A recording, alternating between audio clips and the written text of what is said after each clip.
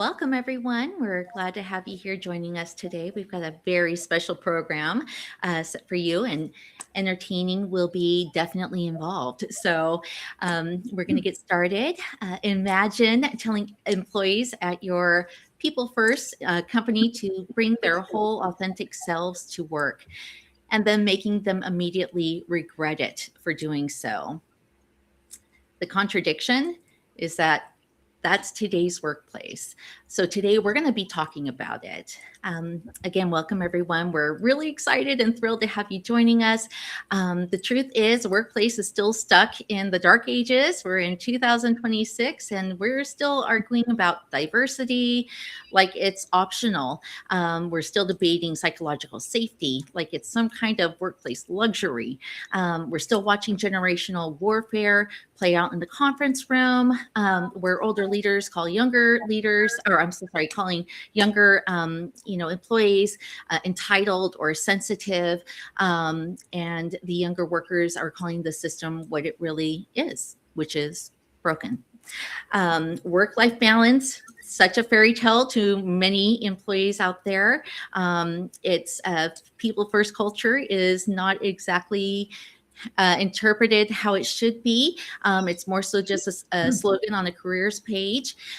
Job security, essentially non-existent nowadays. And let's be honest, people know they're just, one spreadsheet away from actually losing their jobs, for a resizing or restructure. But the uncomfortable truth is that many of the systems are running our workplaces built from decades ago. And they were built by people who are operating honestly from fear of losing control, fear of accountability, fear of change. And those fear-built systems have slowly turned human beings into anything but headcount, metrics, productivity units, and sadly, disposable assets. And if you are saying it out loud, you become a risk of being labeled a problem, either a threat, unhireable, a disruptor, and which is totally ironic because disruption is exactly what broken systems need. So today we're going to do the thing many workplaces still discourage, which is we're going to be telling the truth, saying these things out loud. And yes, we're calling out the BS, or the way I really like to say is we are cutting the crap. So welcome everyone to HR Rewritten, a seat at the Taboo Table.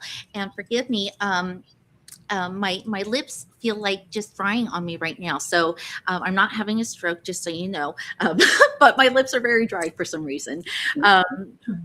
So continuing on, but because of the incoming workforce isn't just bringing new expectations, they're bringing in already lived experiences shaped by trauma, uncertainty, identity, and a world that looks very, very different from the corporate system, what they were built for.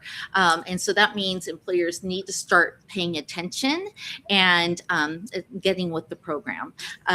We have Mixed Jacob Kelley here today, and they are the CEO and founder of Mixed Kelley Queer Education LLC, a national training and consulting firm specializing in workplace culture, psychological safety, and LGBTQ plus competency development, with a master's degree in human sexuality education, a PhD candidate, which is very exciting, and over a decade experience in education, leadership, development, and community engagement. Jake works at the intersection of identity, performance, and organizational growth. They also partner with corporations, healthcare systems, and higher education institutions to strengthen leadership communication, reduce cultural blind spots and liability risks, improve employee retention and engagement, increase team trust and psychological safety, and align the inclusion strategy strategy with measurable business outcomes. Jacob's approach isn't performative or checkbox based, it's strategic. And if I have lipstick on my teeth, I apologize. They help organizations more beyond surface level diversity conversations and into actionable frameworks that built resilient teams. It's really not a stroke. Increase innovation and support employees as whole humans without sacrificing accountability or results. So from executive briefings to interactive workshops and culture audits, Jacob's mission is clear. Turn learning into measurable impact, turn identity into leadership capital, and turn culture into a competitive advantage. So please welcome a seat at the Taboo Table, Ms. Jacob Kelley. Hi, thank you. Becky and Tori, it's so great to be here today and talk to you all. We've had many conversations prior to this one, so I'm super excited. I also want to add that I also love making education fun, which was not, I forgot to put that in there, but as an educator by trade and just by passion, everything else unfolded into what it is today. But I definitely have to also add in there, it's okay to have fun when we're doing all of this work. Absolutely. Well, we're thrilled to have you today. So thank you for allowing this opportunity to have this conversation with you. Also joining us is someone who doesn't just notice what's broken. She dismantles it, puts her tool belt on, and gets to fixing what's broken on purpose. Victoria Forsberg, she's made a career out of speaking the uncomfortable truths no one else will touch.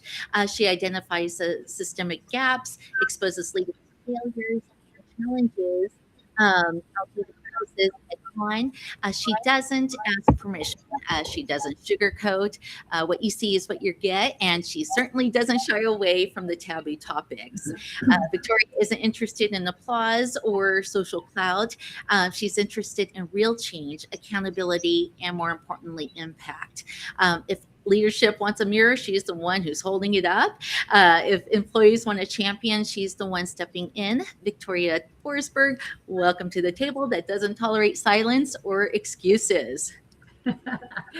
Thank you so much, Becky. Yes, this is one of my recent works, our collaboration together, and I'm so proud to be here and so proud to host Jacob today. Before we dive right in, I'd like to introduce, for those that don't know her, my fabulous co-host, Rebecca Newbry. Becky spent over 2 decades reinventing human resources from small companies to corporate America, which means she's had a front row seat on how organizations really operate behind the scenes. Her work has always centered around one core belief: workplaces don't fail because the employees are lazy. They fail because systems are outdated, leadership avoids accountability, and employees are treated like expendable resources instead of human beings. She spent her career advocating for employee dignity, ethical leadership, psychological safety, and accountability at every level in every organization she's been paired with. Not the performative kind, the real kind, the kind that actually changes how people experience work every day. Because the truth is, most people don't hate working. They hate working in environments that ignore their humanity, right? Right.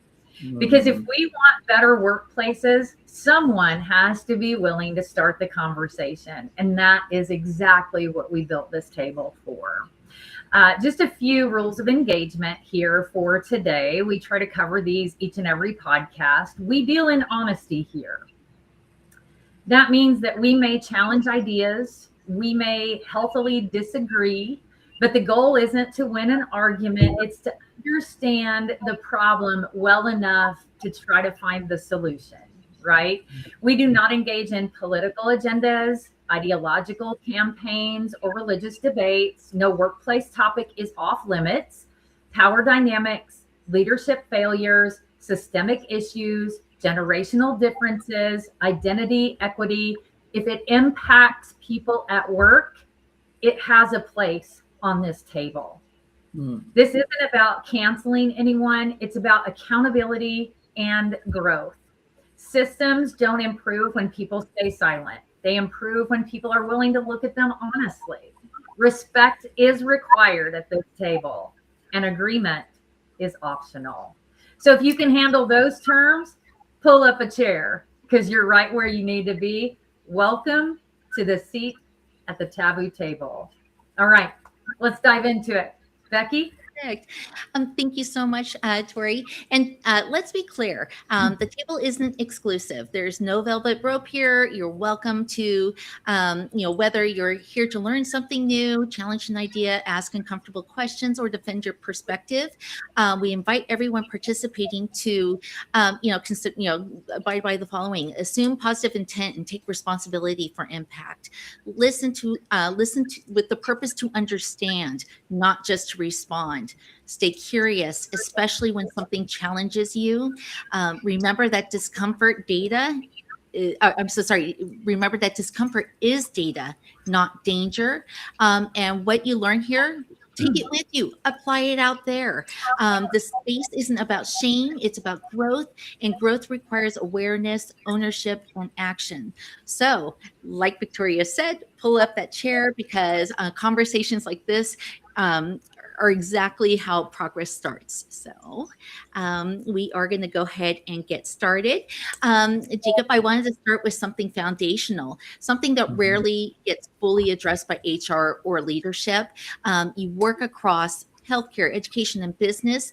From your perspective, where do you see the biggest disconnect between what workplaces say they value and what employees actually experience? So I actually love this question as an opening question because I think related to the perspectives I always go in with when I'm meeting other people or corporations or leaders at like networking events and other things that we do as professionals.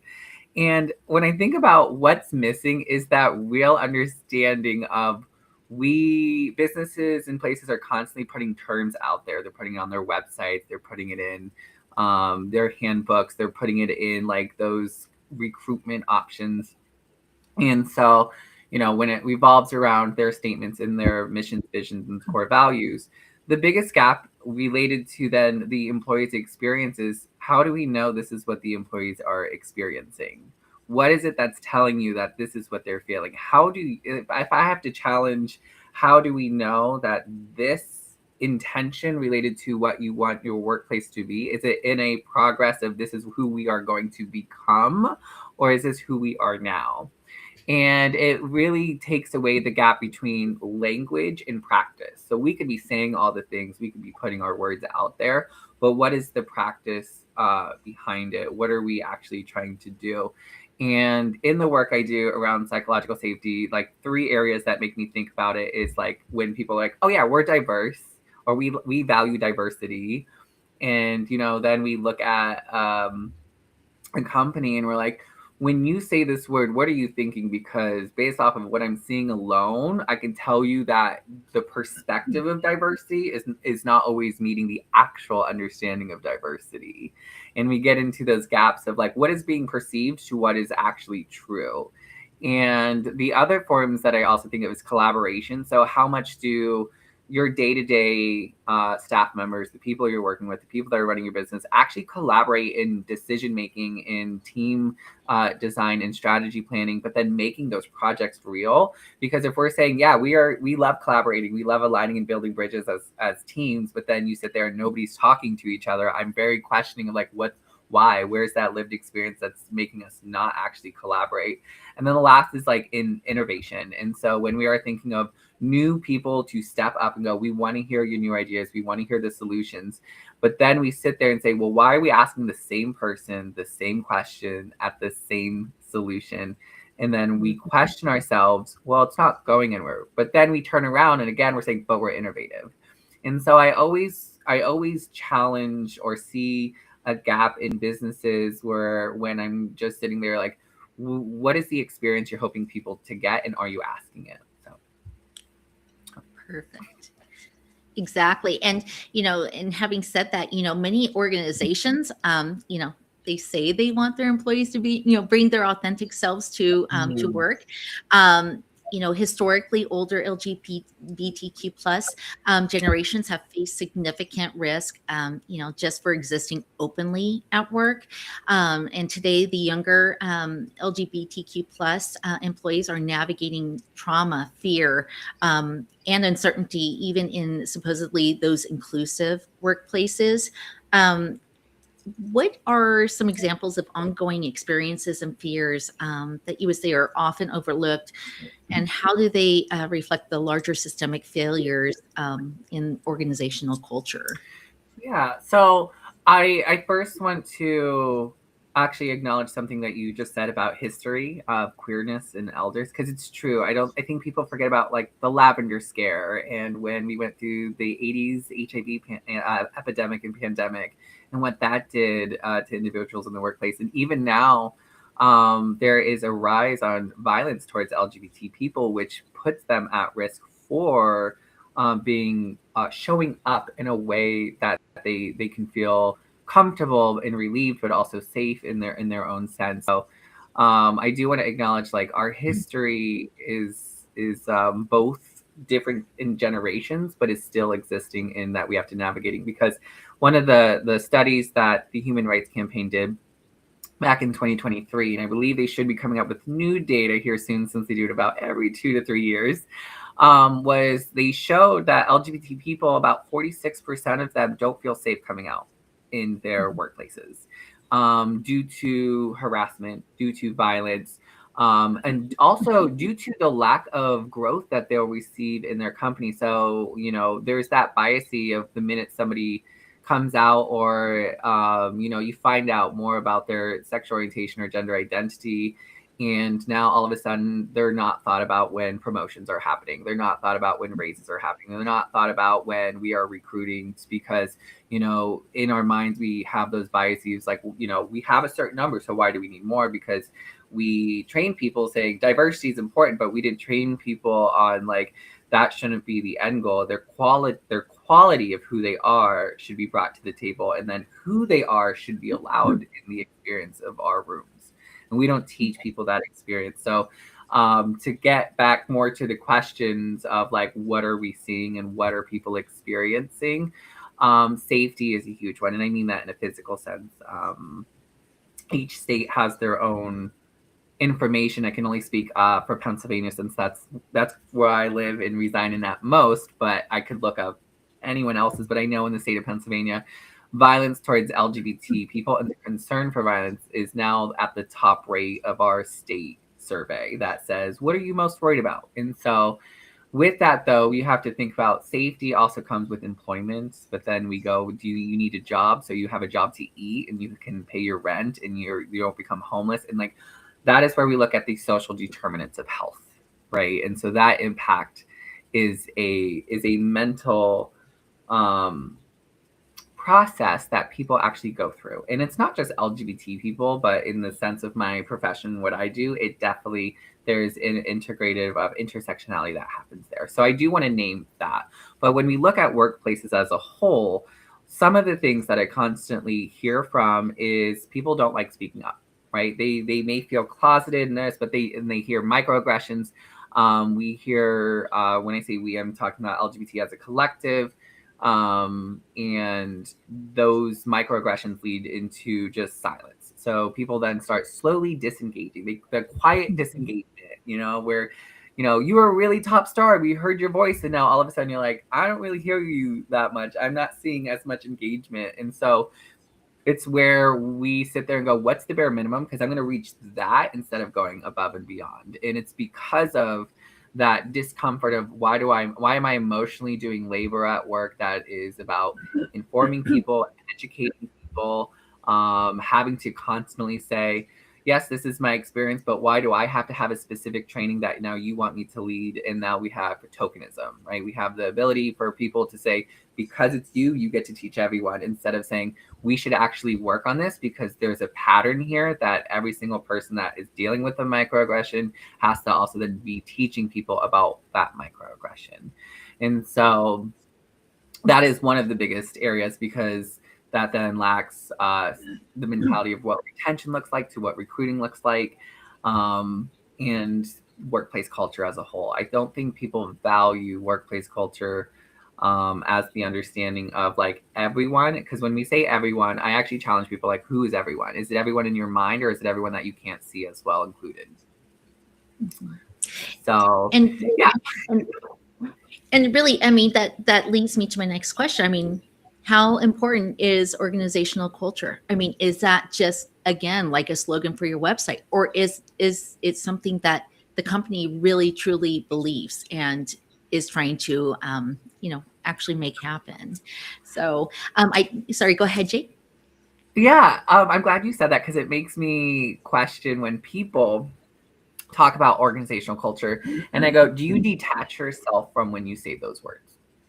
Or do you detach the center of who you are to workplace culture? And I say that because if I ask people what workplace culture is, they're going to give me that textbook definition of it's the people and the way we run it. I go, everyone should hold up a mirror and you look at yourself and you say your workplace culture, who you are and how you navigate the other people. That is workplace culture. Your boss is workplace culture. Any third-party contract that comes as workplace culture, your staff that you don't see in a building that is rented out 2 counties down from you is workplace culture. Like, and I don't think the reality people see all the time in these large organizations or even small organizations is when they go, what's workplace culture? And I hope they start changing their answers to it's us, right? Mm-hmm. We are workplace culture. So then how do we impact the people around us to create that culture? Right. And really, I mean, if we don't have leadership actually demonstrating it and participating it, I mean, how you can't just put it on the employees to make it happen.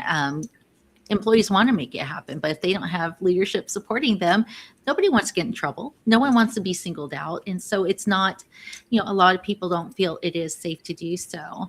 I do want to ask the audience real quick, how can a new employee know that it's actually safe to bring their full identity to work?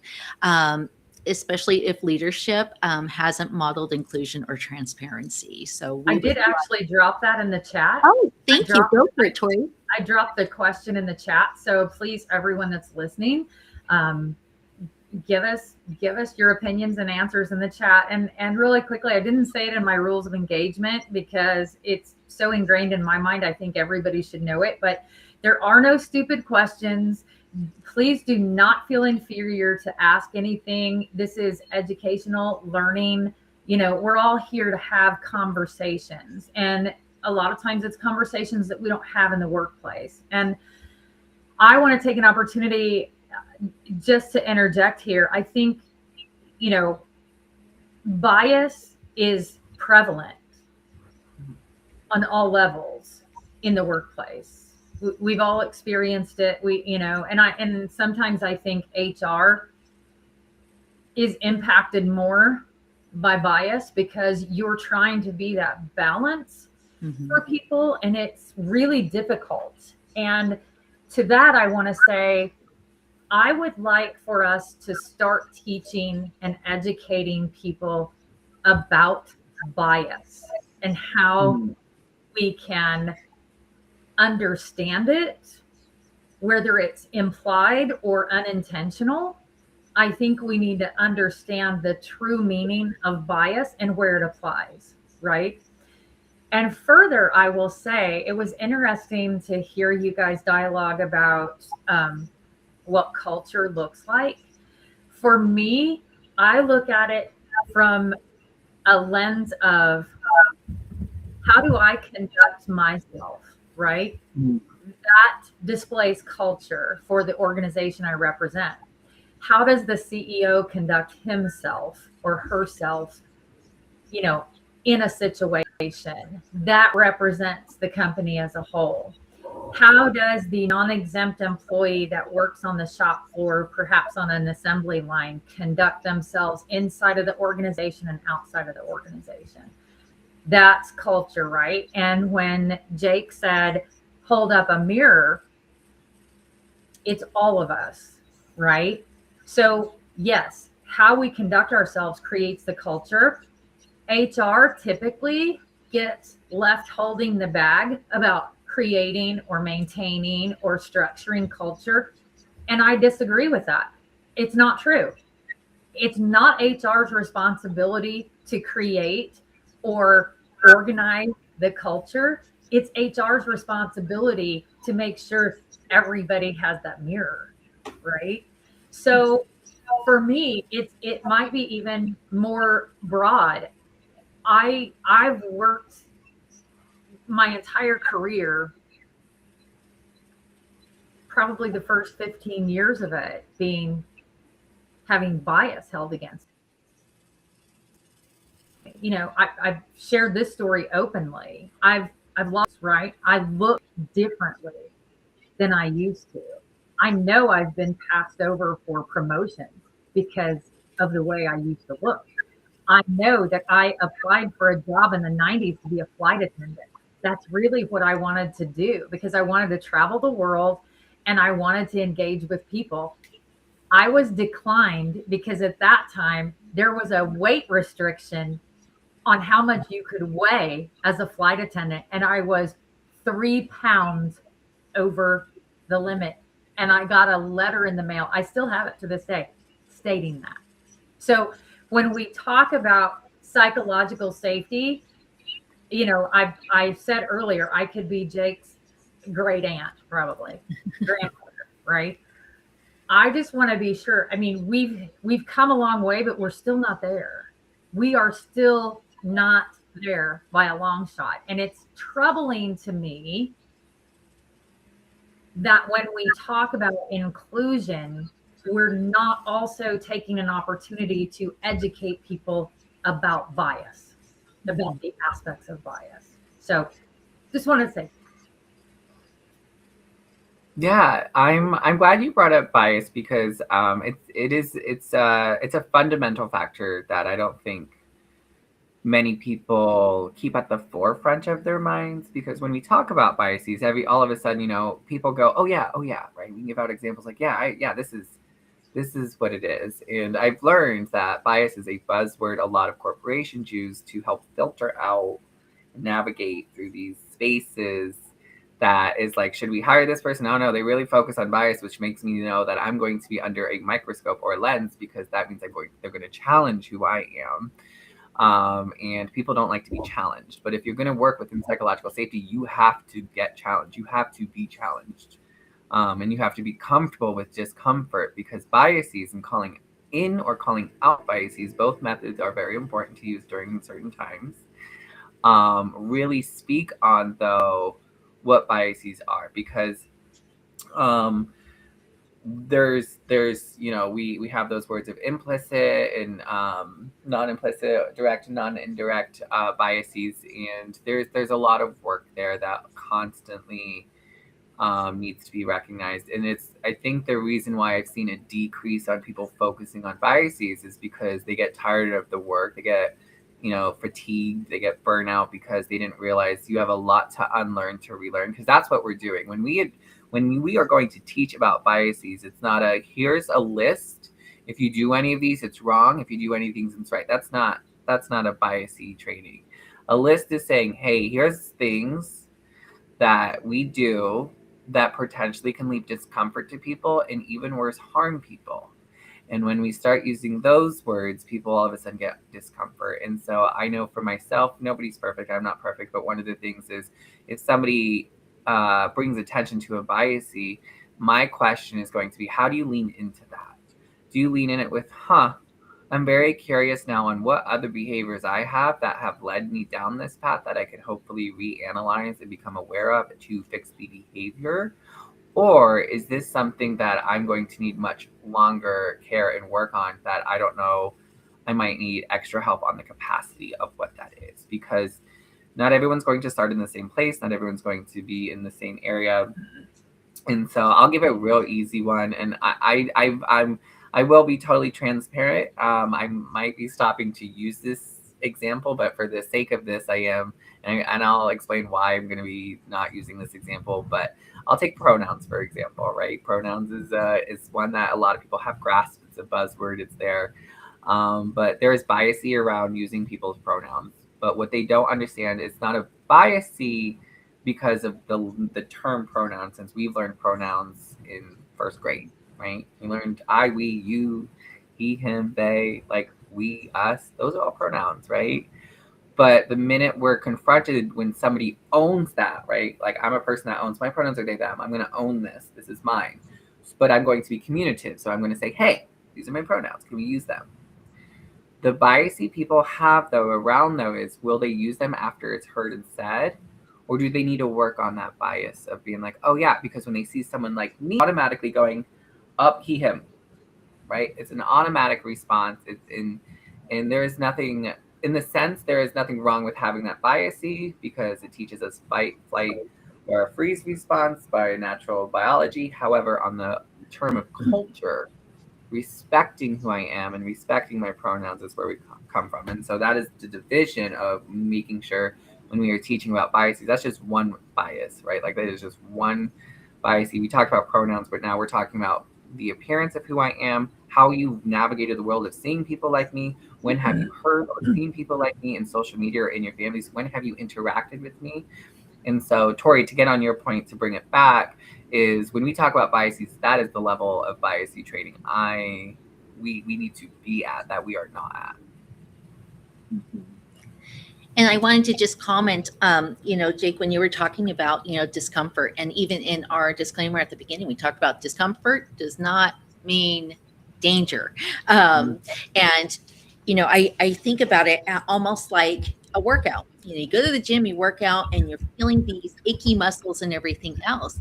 When you are in that setting, that arena of learning new things, and you're feeling that discomfort, I mean, that to me, that's kind of equitable to your muscles aching because you're learning new things. It's something you may be uncomfortable with, but you are learning, to do that workout, if you will. So, but I think everything that you just said is so spot on, and we need to be further along.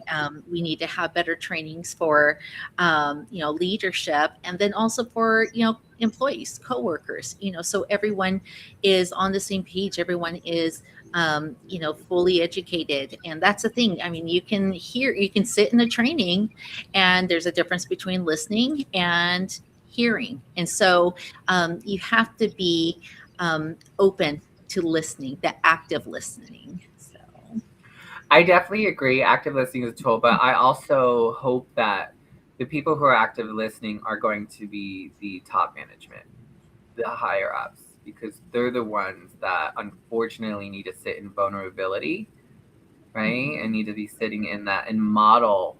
They need to model the vulnerability. They need to model being called in for a conversation, and being like, hey, you know what? My boss does this, but my boss is sitting here going, I do this, and I'm now going to hold myself accountable.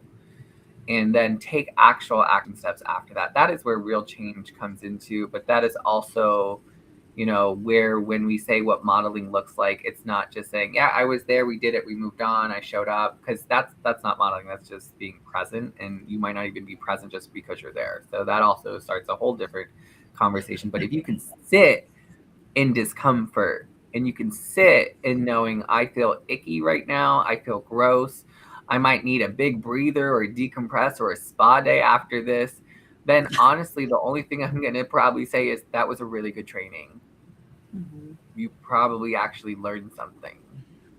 Yeah, and I will apply this broad spectrum, right? I've said it regarding roundtables. You always have a few people that'll speak up in roundtables and give you honest feedback, and you always have some people that don't feel comfortable in that setting. And there's you do have limitations in the workplace to provide that open space for people. So we're always optimistic, and we want people to come forward, and we want people to share the honest truth. And that's what I always say about HR. I think it's left up to us as HR to hear what people are saying without exclusivity, without putting a target on their back, and then communicating that upward to, let's say it, we're at the taboo table, the ego, right? Mm-hmm. We're communicating to the ego, because how many times have you heard, we do surveys, right? And I'm not a big proponent of surveys because I feel like my entire career I've seen them being weaponized against people. You know, they say they're anonymous. Bull. They're not. They're not anonymous. You can target whoever said what, and it's used to weaponize people to prevent them from getting promotions. Okay? I said it. Fight me. Whatever. But here's the thing. HR, while I don't subscribe to the fact that HR solely owns that culture, I do subscribe to the fact that the way I lead can be representative to how other people see themselves in the mirror. How I see myself in the mirror, I'm perfectly confident in myself. I can sit at any table and feel confident that I can be involved in the conversation. I may not be an expert on the topic, but I can relate it to everyday life and I can bring examples to the table, right? So I think where the problem is, and Allie said it here to the audience question that we posed, there's no way to do it unless it's the DNA of the organization. Everyone from the top down has to demonstrate the culture. True. Who leads that charge? Because someone's got to go to Mr. or Mrs. Ego that sits in the corner office and say, you really need to hold this mirror up because our mission statement says this and it's all fluff and hooey and we're not living to that standard. Mm-hmm. Am I right? Absolutely. I'm not asking you to agree with me. You can disagree with me if you want to. I don't care. I tend to get on my soapbox when I'm really passionate about stuff, and we can talk about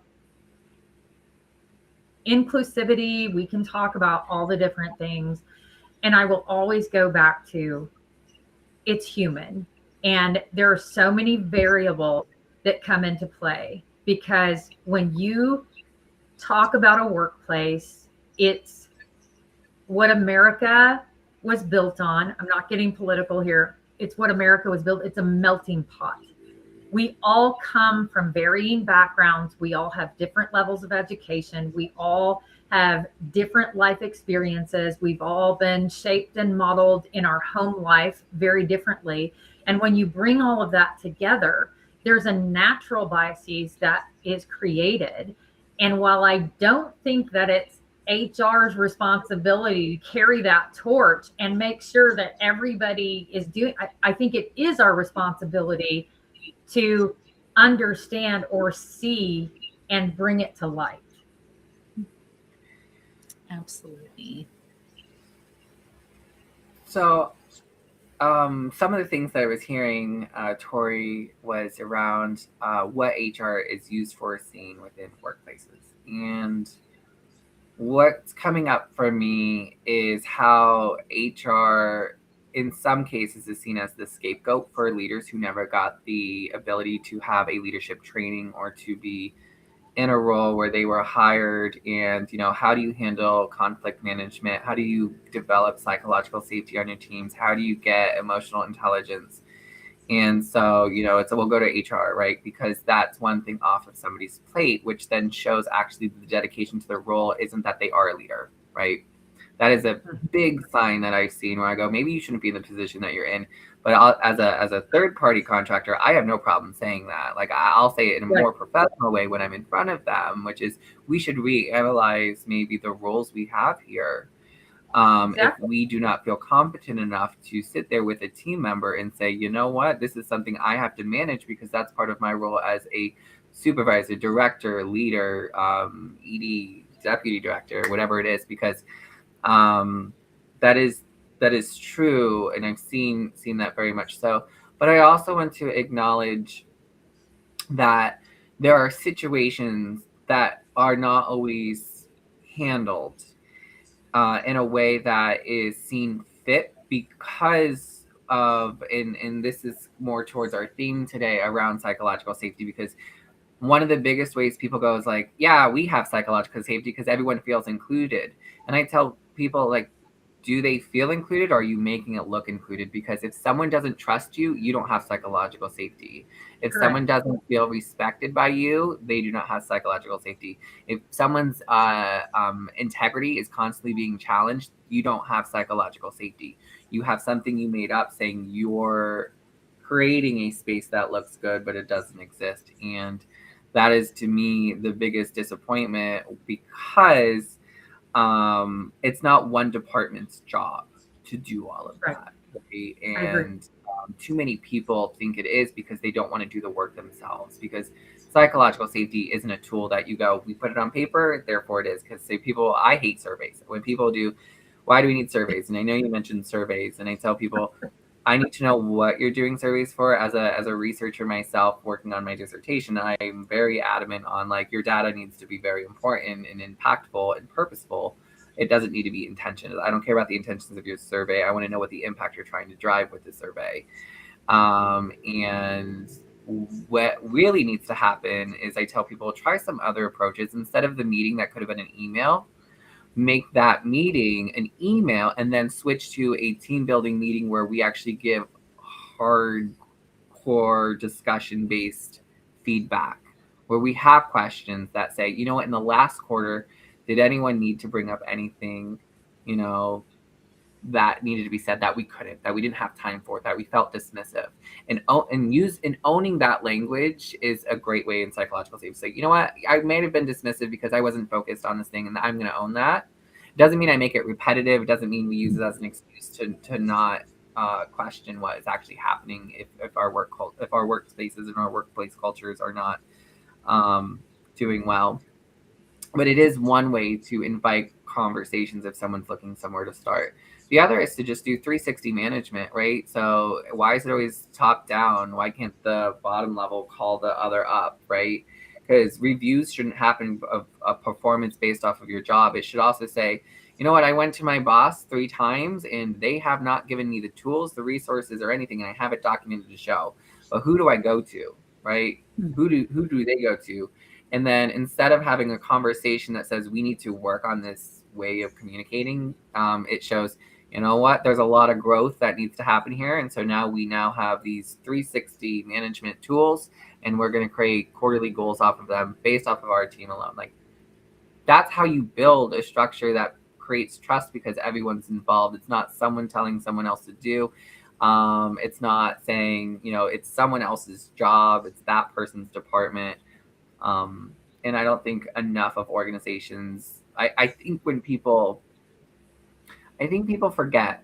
They forget the passion that they have because of the role that they're in, that, I got where I'm at and good, and screw everyone else. And I'm like, how about we don't do that? How about we sit there and go, actually, let's help other people. Let's help the other people in our departments. I got to this role, and how can I absolutely go next level in this role and be better, right? Mm-hmm.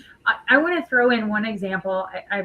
I'm kind of diverting here, but an example of psychological safety. So between the time that we connected last week and now, I have a dear friend, and she often reaches out to me for HR advice, and, here's what's happening. What should I do? Shared with me, her company has now implemented weekly surveys. Weekly surveys. I'm like, okay, first of all, that's a trigger. I can tell by your email to me, it's triggering you, because it automatically thinks, what are they looking for? Do I need to record my answers week to week to make sure that I'm being consistent? Like, that's not a survey. That is psychologically unsafe. And then it begs the bigger question for me. What could you possibly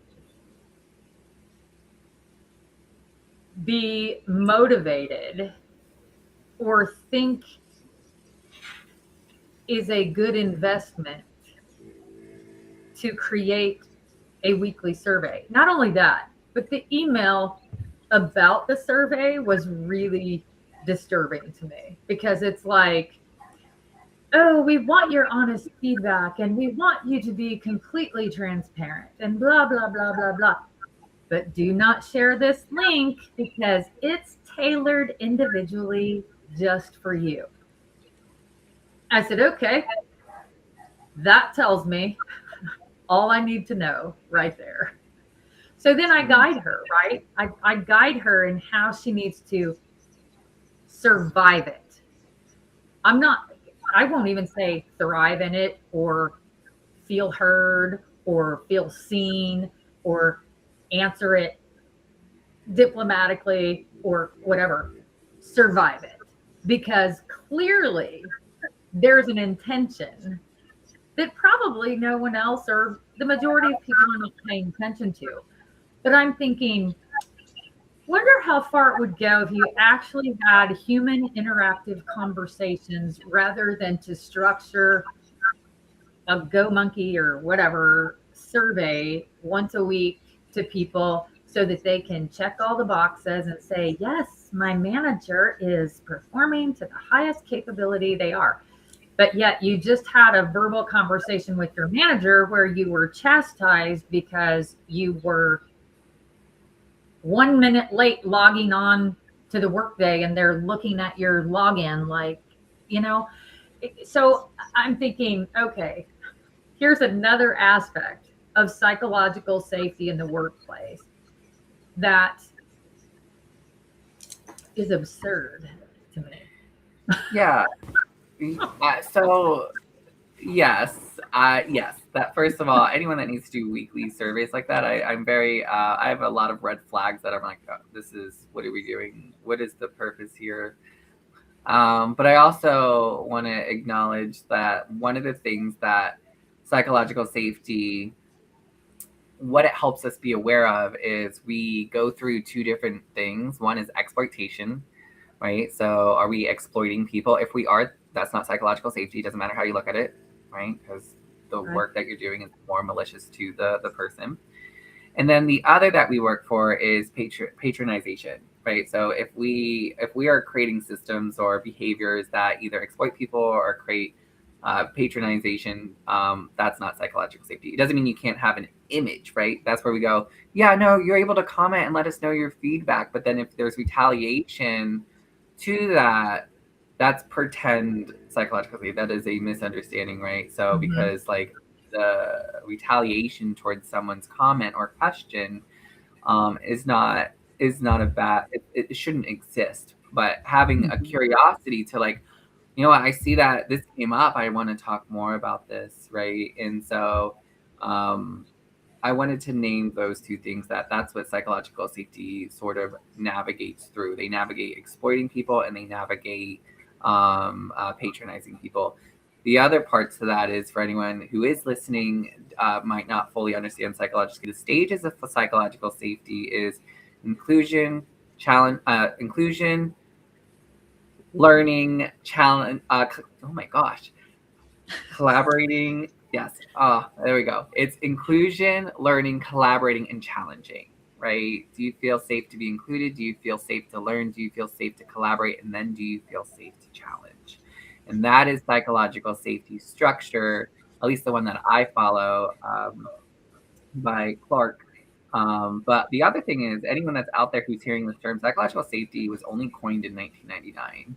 So it's only been around for about 27 years or so. And it's now becoming a topic in this area. So it's very adamant. Jacob, what is it? I'm sorry to interrupt, but what does that tell you? It's only been around 27 years. 27 years. Yeah. When everything else we do is right now, right? I mean, I'm sorry to interrupt you, but that we fail in that aspect. Well, and the fact that it was 27 years, and like Jake said, it's only really being emphasized right now and focused on. And, off of what Jacob said earlier is that, when you're talking about exploiting the employees, I mean, the retaliation is very real too. I mean, it can be easily written off or justified legally as insubordination. And so really it there are so many levels that the employees are experiencing this fear, and unless we are very adamant and pushing for this change, because these practices are anything but human. It's just business, business, business. But these are humans, and who are making the business possible and keeping the doors open. 100.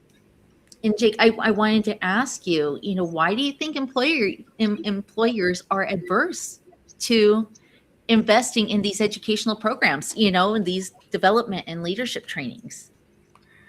I'll put this in a nicer way. I don't think leaders are ready to sit in their own vulnerability.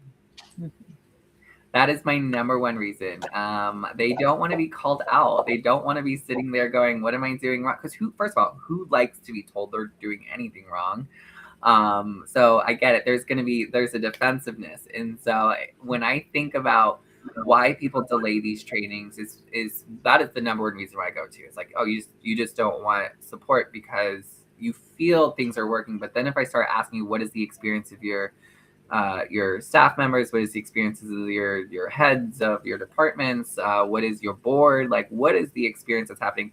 And then we can even get into what are your customers experiencing, like what do they feel when they look at your name? They like, the one thing I will say, this generation that's we're in right now, is they no longer care about what your product always does and who it's sold to. They also care about your company and how you're treating people in your company. Like there was an article I read this morning about how I think it was the one doll. I don't remember what the doll was, and everyone's no longer wanting to work with them because of how a story came out of how they were treated. The one people they collaborated with, and they're like, oh, we no longer want to work with them, even though this product's been around for years. And that says something because we're paying attention.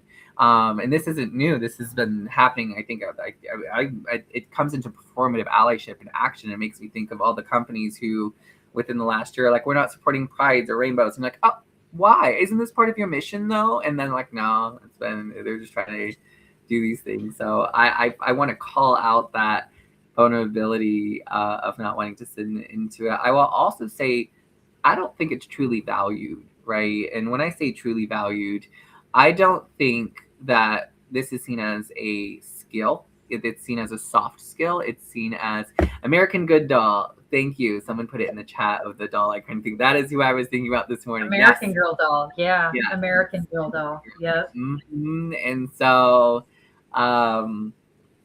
when it comes to soft skills, right? It's, you have your structures, you have your data, you have your number driven, your merits, right? So why do we have to think about the feelings and emotionals to people? And the answer is within the same question, because it's an emotion. You're telling me you don't feel emotions? You're telling me you don't go through things? And I'm not saying that like everything needs to be worked on. I as a business owner myself and a person who contracts people to work for me, I get it. Like you want them to do the job, you want them to do it right. But at the same time, I want them to also enjoy me and who I stand for and align themselves. And I think that's the other thing, is alignment. Not enough people align with what they actually mean. If we go back to that first question you asked me, where's those gaps? This is one of those gaps. How do they align themselves to the value of the work? When people bring me in, I had a company who is international. They have some over in the UK and they have some over here. And it was their FCO who contacted their HR, and their HR contacted me to let me know, because I went in there, I did one training with them. They updated a policy out in the UK because they didn't realize the history, that when I explained LGBT history to them and how this is impactful right now, they didn't recognize that there was a policy that was needed in their organization. And so they made it to help their employees, because they never were aware of that bias. But that is just one example of like, they decided to be called out, because during that session, I wasn't afraid to be like, who's the person I need to talk to right now in the meeting, right? And the highest person was that CFO. And he was like, probably me. And I'm like, okay, I have a question for you. And if you can't answer it, find an answer, and then you will have a solution in no time. And he did that. Like, he wasn't afraid to sit in the like discomfort. But then he also valued more about who he was, because he no longer saw it as like, we do our work, we do our teams. He saw it as like, is this who I really want to be? Do I really want to be a person that sits there and tells people what to do, and I have zero respect from other people? Absolutely. And that's something else, Jake, we talked about like the younger generations coming in. And I know I'd made mention that they are being labeled as entitled or too sensitive and things along those lines. And yet, what we forget is that these are the children of the current workers, and they have seen the pressures being put on their parents. They are seeing the non-existent work-life balance. They're experiencing a parent or both parents not making it to a game because they have to be at the office late. They experience the stresses being brought home and that being taken out on them. Watching families, deteriorate, divorce rates going up, and mental health deteriorating, and emotional, vacancy with, between the parent and the children. And again, not being able to be their authentic self without that fear of retaliation or being mislabeled as a troublemaker or what have you. What words of advice would you give to younger people about overcoming those labels of being entitled or too sensitive? What would you encourage them to do to hopefully get through the leadership so they are more receptive to considering the psychological safety that is absent at work? So I remember this question, and I have so many different answers for it because there's just so many ways to approach this type of topic. But if I had to give advice, I'd give two pieces of advice for anyone that is being labeled as a troublemaker or being having some resistance to challenging others. And the first thing I have to say, and it's one I've actually told my father when I was that same young person, being like, I'm gonna say it. And I've always been that person though. And I always told my dad, do I really want to work for someone who doesn't value me, even though you hired me for my value? True. Right?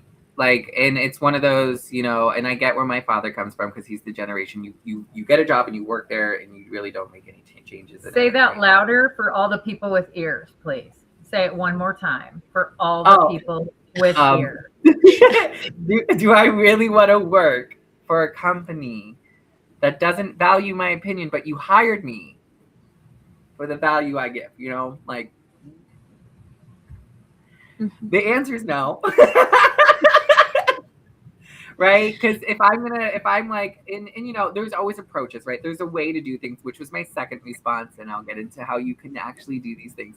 But I always told my father, because when I started becoming more myself and dressing, and my dad always said, they're not talking to you because of the way you looked. And I said, then that's not my problem. But I was like, but I'm talking to them about an actual program they tried implementing that actually doesn't work for our team. So I'm not even talking about myself. I'm talking about that this doesn't actually work for what they need it to be. And I'm not afraid to be like, yo, how do we approach this? How do we change that? So for myself, though, I will always be a person that tells a young person, that's not for you. The universe is telling you no, and your value is greater than a paycheck that anyone else could get. What do you mean? So that's the real answer I would like to give. If someone is saying, you know what, I need to find better approaches. I do believe all people, but young people, including myself when I was younger, I sat there and I wish someone said, maybe we can approach this differently, and taught me some of those softer skills of how to how do we bring this up? How do we talk about this? And I believe, I believe in this sentence. It is what I work with. It is what I believe in. It is called HOT communication, HOT communication, HOT communication, which stands for honest, open, and transparent. When you are honest, when you are open, and you are transparent in what you're saying, because what people don't understand is transparency allows us to know where we are coming from. Honesty is the part where we go, I want to be very honest in my emotions and feelings. But that openness is where we have a door that says we are inviting you in. right? I'm inviting you into something that I see as a concern. And that is the way I approach these. So when I hear young individuals and they're like being called a troublemaker, I'm like, try some hot communication, try some honest, open, and transparent communication. See how that works for you. And then come back, because it's no one's responsibility to work on how someone's reactive, but a true leader can see how someone reacts. And if they truly value them, they will work on knowing how that reaction is impacting the conversation. Love that. I hope you copyrighted and trademarked the whole hot communication, because that's genius and brilliant and just spot on. And Tori, what are your thoughts with that? What would you encourage? What would you say to the younger generation? Well, I'm going to speak to the younger generation from a leadership perspective. And, you know, part of my work, do I write job descriptions? I can. Do I write handbooks? I can. I think what I see and how I've evolved in my leadership perspective to promote inclusivity is, let's take a different tone. If we need a handbook, let's write a handbook of alignment, right? Let's try to structure the handbook as, this is not a set of rules that we're going to tell you that you have to adhere to.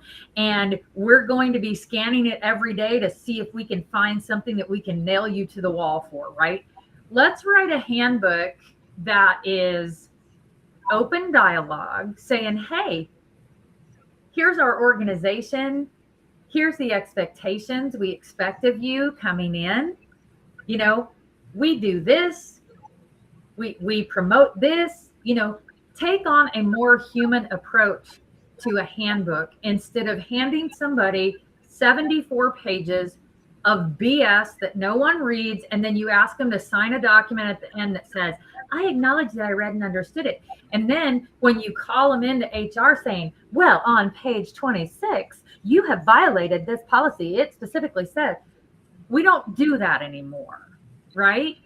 And the other thing, I just posted on Russ Irby's, or maybe Justin Jackson's post about, I think it was Justin's post about, you know, everybody gets called into the room and it's all discussed, and then HR has the responsibility of having that difficult conversation, right? Onboarding is key. If you don't have a structured, really great, buttoned up, aligned onboarding process where you dedicate time to helping people understand how the organization actually works and what the expectations are, then don't bother, because you can't bring people in and just expect them to know. That is our number one mistake.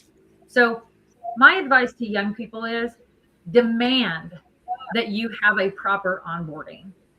Demand that you understand the expectations of the organization. And I've said it for years, when you're in the interview process, that's your time to ask pointed questions. It's your opportunity to interview that company just like they're interviewing you.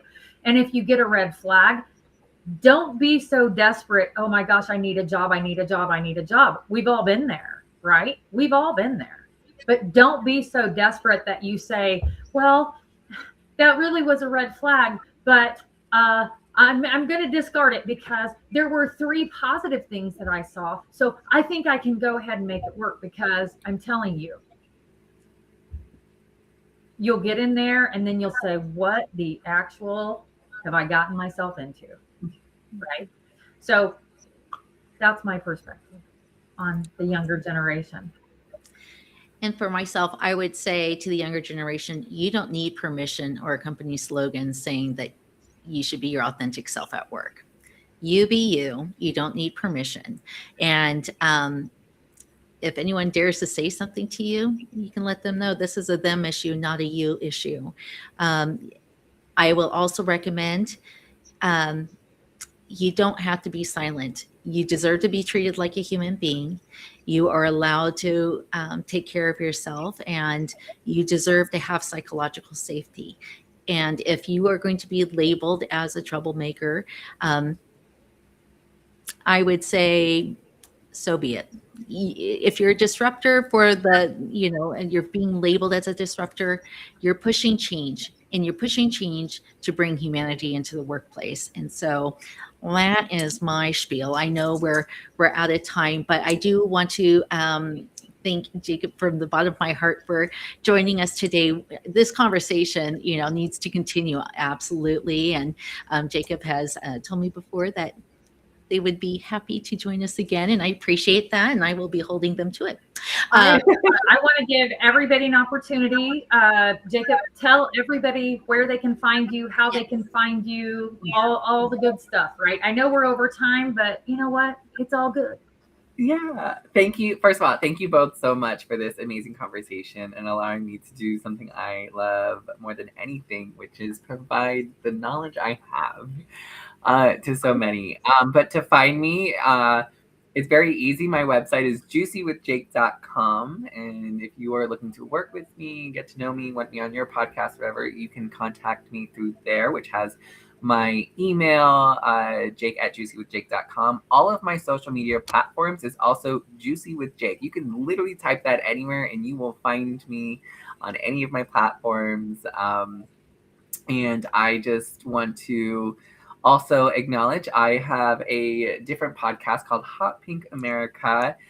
This one I do with my friend. It's a little more informal, but the reason why I acknowledge it is because we have a calendar that's going to be ending soon.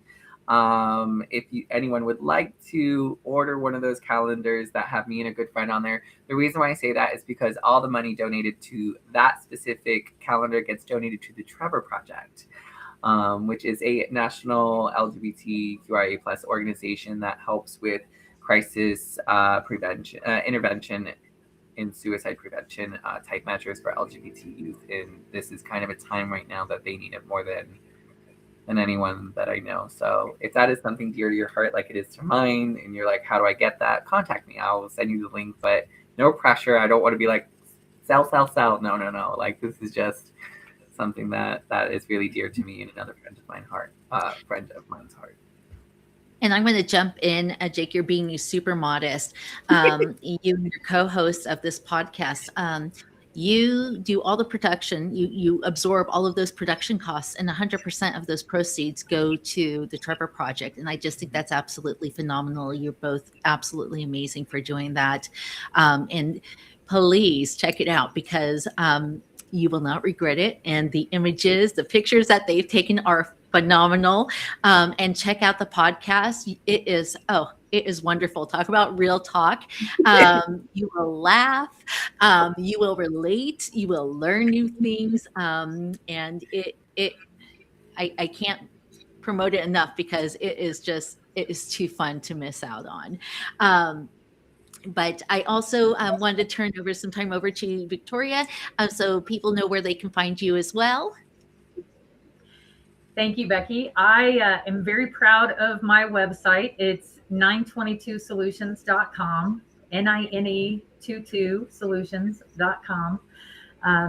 My tagline, my slogan is fixing what's broken on purpose. And one of the reasons we started this podcast is so that people have a voice. We can pull up chairs at the table and talk about things that typically corporate America does not want to speak out loud.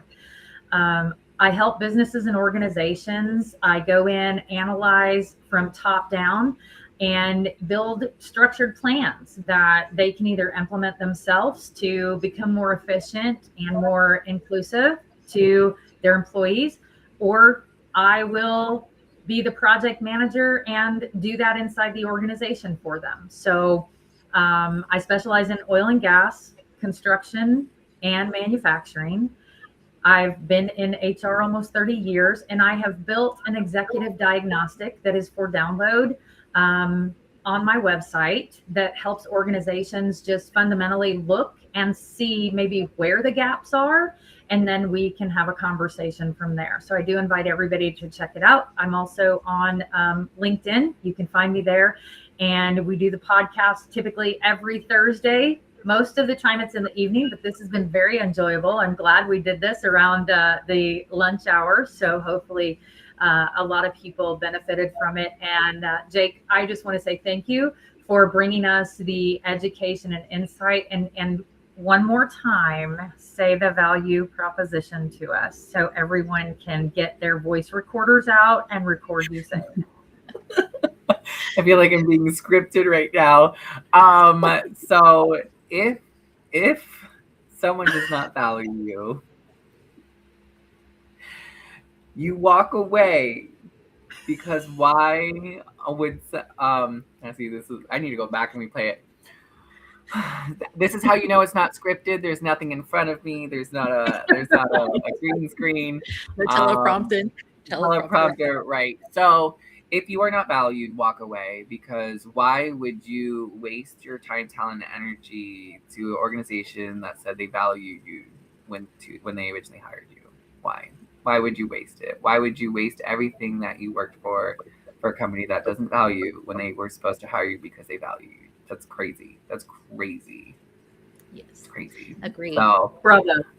Yeah, like I have a feeling also, if with this podcast and the conversations we had, that the Hot Pink America podcast, we will be probably actually be talking about similar value pieces in this too. So I'll give a shout out to one of my best friends, Dante, Elizabeth James, but and also, I'm actually wearing a bracelet that Dante sent me with it, an autograph picture.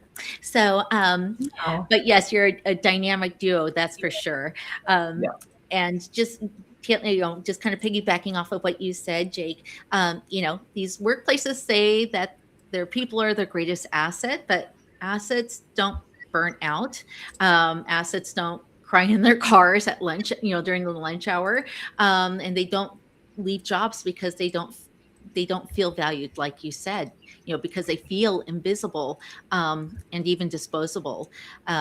So until these companies get their act together and start designing real effective systems that are human based, it's people are going to be continued to not be viewed as humans and only as metrics. But if today's conversation resonated with you, drop the word truth in the comments below. We're all about saying all the quiet things out loud. Again, thank you to Jacob for being on the show. Thank you to Victoria. Also a special thank you to Jamie Pike of 7-5 Digital Management for being our moderator and doing all the behind the scenes magic. Greatly appreciate you guys. Thank you for sticking with us. And we do have a special podcast this evening at 7 p.m. Central Time. It's going to be an open forum. Nothing's off limits. And so, we appreciate you joining us today. And we look forward to these future discussions and more at the Taboo Table here. Everyone have a wonderful day. Thank you so much.